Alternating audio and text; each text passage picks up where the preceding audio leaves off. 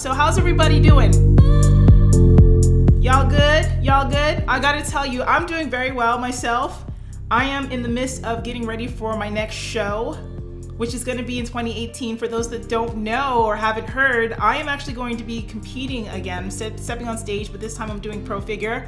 I'm hungry, y'all. I'm not gonna lie. I'm freaking hungry as hell right now. And, but I'm seeing my body change and I'm feeling so positive about everything. So, I want to take you guys along on that journey with me. I'm going to be blogging and sharing that with you guys here on my Facebook page, on my YouTube channel, all that other stuff. So make sure that you check that out. My website, by the way, for my blog is roxybeckles.com. So check that out. And today's topic, let's get into it because I see that we got some folks in here. We're good. So welcome, guys. Today's topic, we're just doing a live Q&A. And I got a lot of questions that came in via email about my thoughts when it comes to specifically fat burners, creatine, stuff like that during contest prep, supplements. I got a great question. Somebody asked me about, can you compete as a natural in the NPC? Child, I got to answer that. And so if you have anything that you want to add throughout, the broadcast, go ahead. If I see it in time enough, I'll go ahead and make sure to answer that. Before we begin, I got a message from our sponsors, which is me. I'm my sponsor. I got a little something I want to share with you guys that I'll tell you more information about at the end of the broadcast. I have a really awesome webinar that I actually released within the last couple of days, and it's geared towards women. Those of you that are out there working out, trying to change your body and nothing's happening, you hit a plateau and you are frustrated as hell. Honey, I am taking you through step by step my best advice. It's not like stuff that you can find all over the internet, all over the magazines, and telling you how to blast off that plateau. It's a free webinar.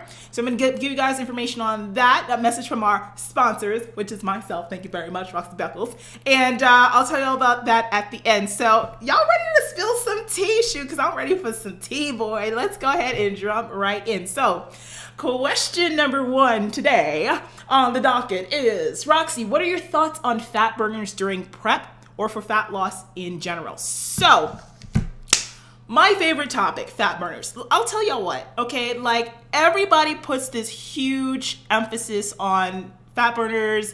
As soon as you gotta lose weight, what kind of fat burner should I take?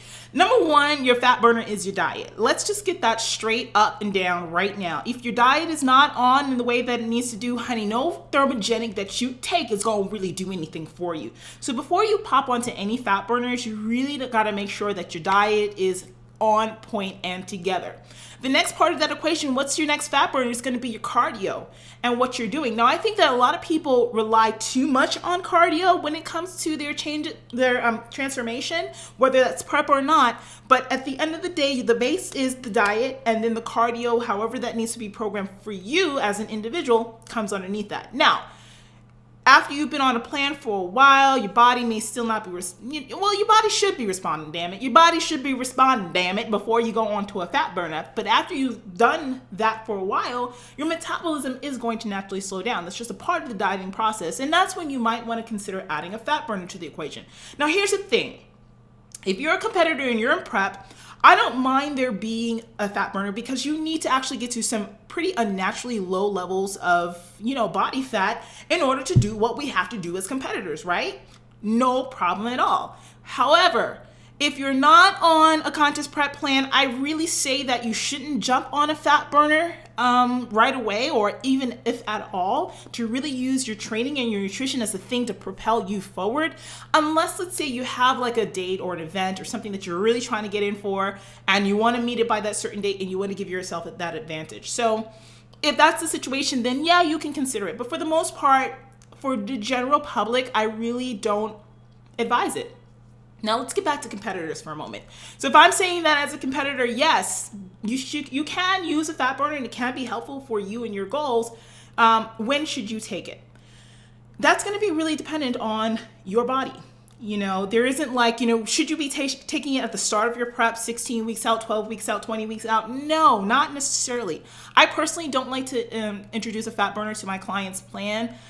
Depending again on their metabolism, their body, and what their body needs, until we've been on a diet for at least 4 to 6 weeks. You know what I mean? And for my clients, we allow enough time to prep.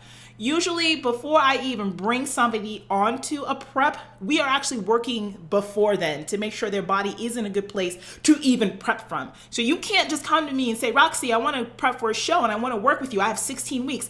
I'm like, honey, you actually should have came to me, at least 8 weeks before so we can get that together. So that's how I work personally. So that allows me to actually get my clients to a point where their body's responding anyway.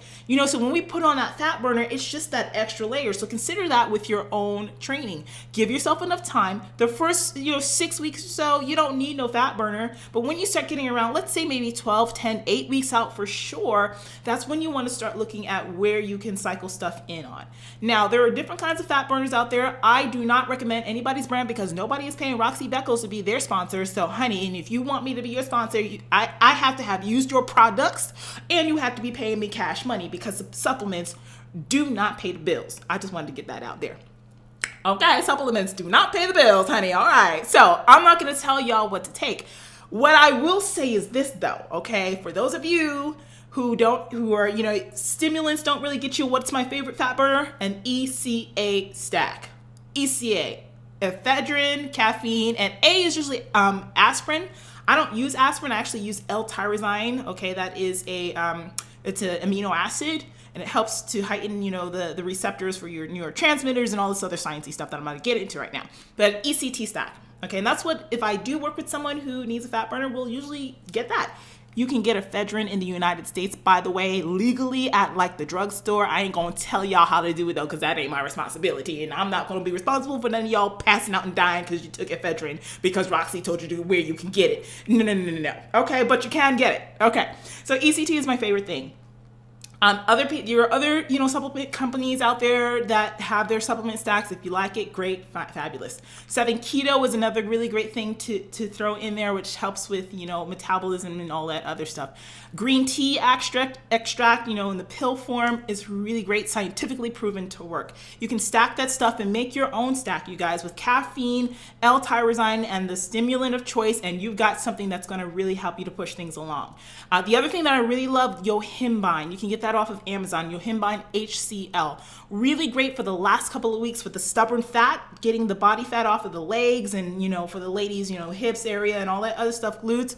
Really great for facilitating that. You get that put that towards the end of your prep. Last 6 to 8 weeks or so. Make sure you drop it at around 2 weeks out because sometimes your body can tend to hold water with it. So if you want to ask me what kind of fat burners I like, those are it. All right. Do your research. It's all out there. And, play the game smart, but do not rely on a fat burner to help you to lose weight. Your diet is the thing that should be the driving factor always. Okay. My next question. I just lost it. Oh, I lost it. Okay, here we go. Should I be using creatine? And if I use it during prep, when should I drop it? Great question. I actually really like creatine. Creatine is probably one of our most researched supplements out there when it comes to what somebody can be using, should be using to help to put on muscle, gain strength, and all that stuff, okay? So creatine during prep is fantastic. Some of my clients use it, some of them don't. Those that do continually use it, I let them. And there's an interesting thing. When should you drop it? Okay, so there's a number of things surrounding creatine that we should talk about first of all, before we talk about when you should drop it. A lot of people think that creatine makes you hold water, which isn't necessarily true. It can draw water into the gut to make you feel bloated and stuff like that, but it has no properties to help to make you hold subcutaneous water in the way that it works. So, that myth that's going around, that's not even true. Okay. Now, because of that, people are like, you have to drop it at like 2 weeks before, you got to load it, you got to do this. None of that stuff is necessary. In fact, Lane Norton did a really extensive article on bodybuilding.com, and it's probably still up there, where he talks about peak week and how to peak perfectly for your show. It's something like that along the lines. And he actually mentioned in there that he'll have some of his clients, actually, if they've been taking creatine all prep, he'll actually leave it in there during peak week, because what it would do, it's a solvent. It's going to help the body to absorb stuff into the muscle when you're carbing up. What better thing than creatine to help that with that as well? So he'll sometimes actually have clients leave them in all the way during their peak. And, personally, the way that I like to peak my clients, I like to be so in control of variables that I will have clients drop, all supplements and stuff. So we are literally just using food, and that's it, and water. That's the only two things we use during the peak week, food and water. So we drop that, all the supplements and stuff like that, so that way I have greater control as to what we need to do to peak that client. So you might want to consider that. So there's two schools of thoughts there that you can use, and it's really just about what works for your body.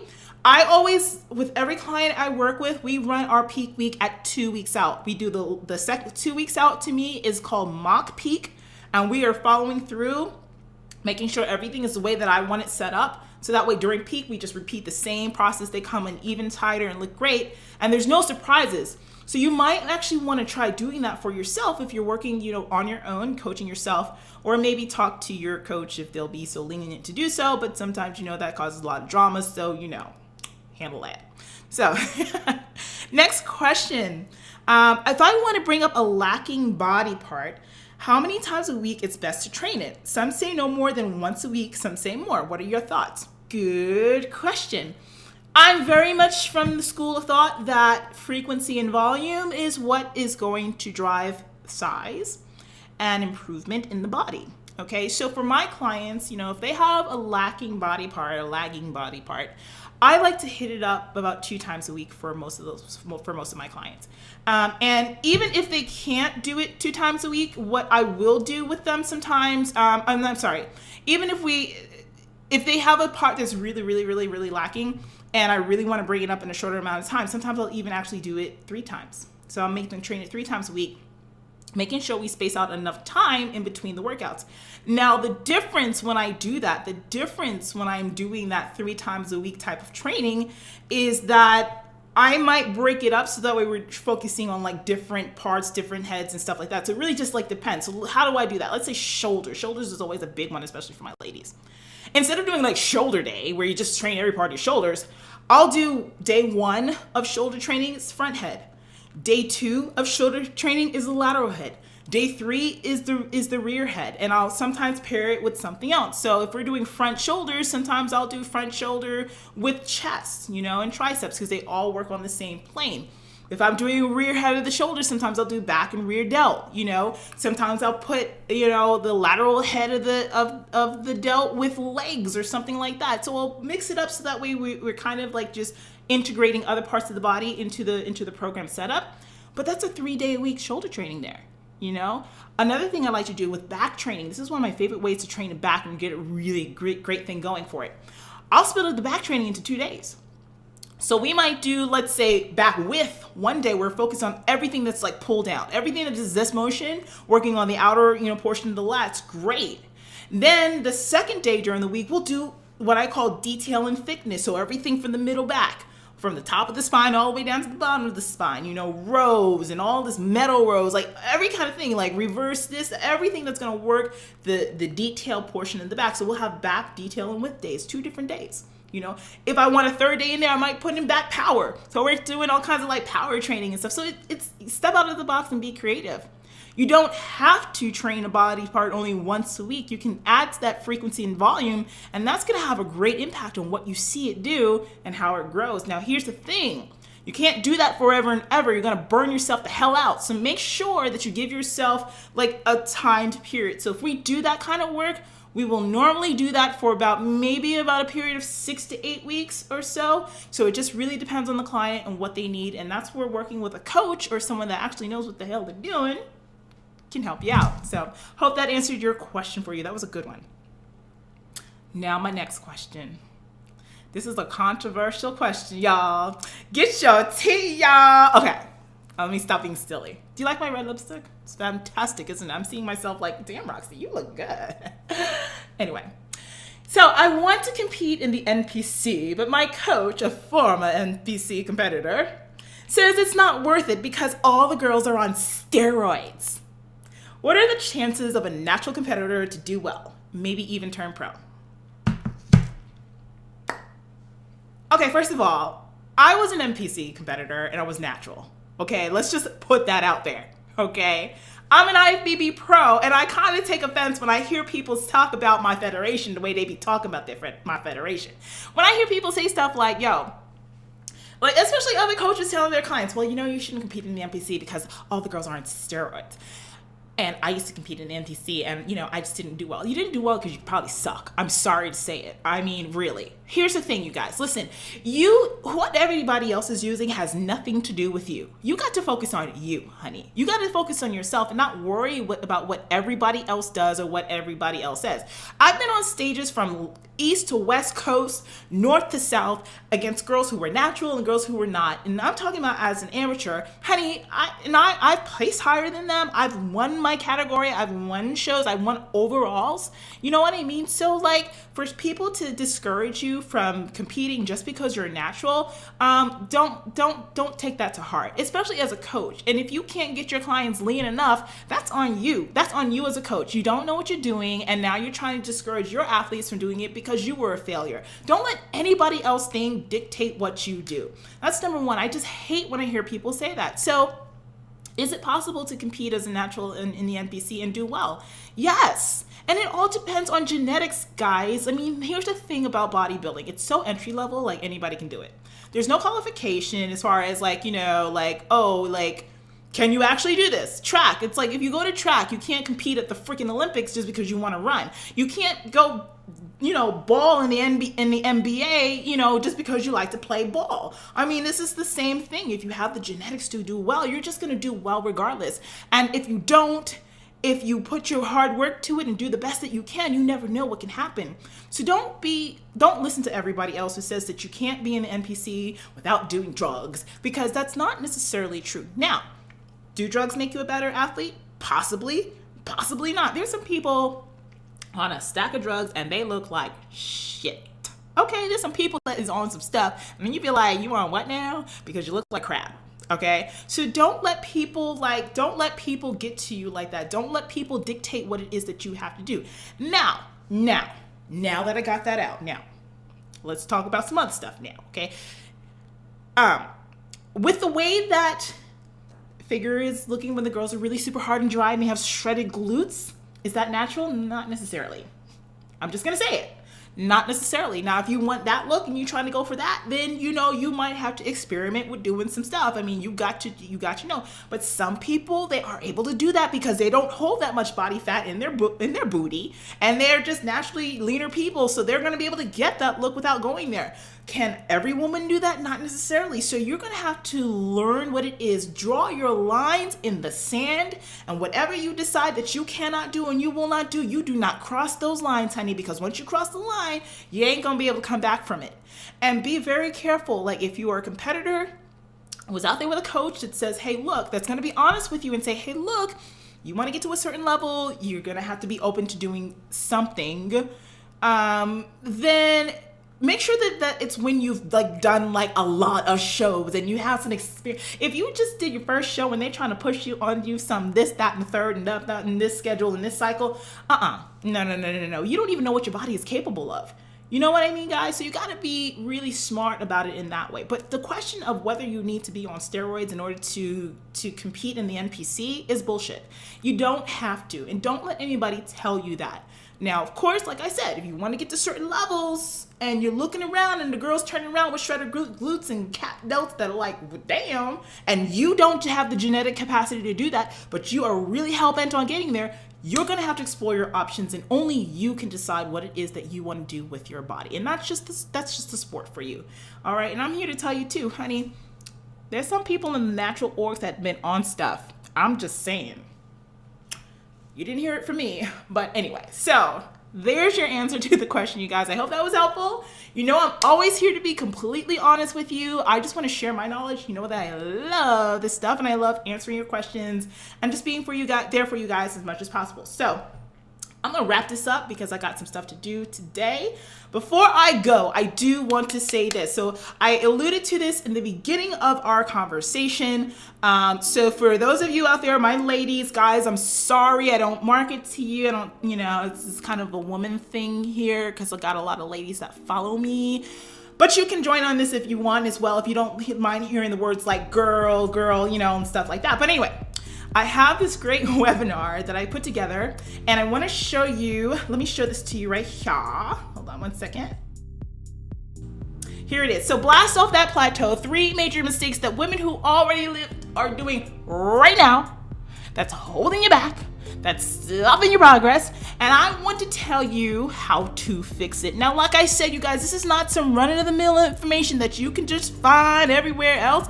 Listen, I'm telling you exactly the stuff that you need to do to start getting off of that plateau. It has to do with the way that you're eating, the way that you're training, and your mindset and stuff like that. So I want to go ahead and share that with you. This is stuff that I teach to every single client that I am with, and that has helped them to change their bodies even when stuff was not changing before we worked together. So make sure that you come on in and you check that out. I'm going to put the link to that in the description for this video, and if you're watching this later on YouTube, it's going to be on that little eye thing. You press the button and it shows you the list of stuff. You can go ahead and get it on there. So guys, I hope that this was helpful to you. Come and join me on the webinar. The webinar, by the way, I have different times and different days, so whatever works for you, go ahead and hop in. It's about a 45 minutes or so presentation, and a lot of really great stuff for you to kind of get your mind in the game.